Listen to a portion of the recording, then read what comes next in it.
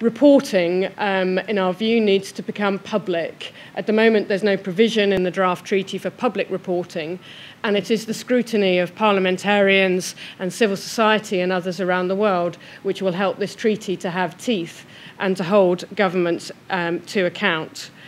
Ammunition, as you know, has been a very hot topic throughout the month.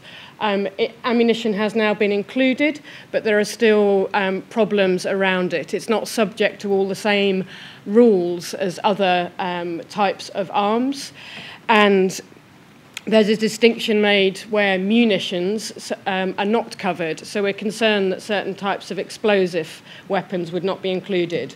And as we speak, a small group of governments are dealing with this issue and trying to come up with a fix in the language. Politically speaking, I think we've moved on in many ways from the last time that we briefed here. This is the first time that we have all 193 nations in the world agreeing that the arms trade needs to be ruled by criteria based around international human rights law and international humanitarian law. That's extremely positive. The momentum last night in sessions that went on to 1 a.m. seemed high, with many states keen to resolve and close down the remaining loopholes and move to agreement.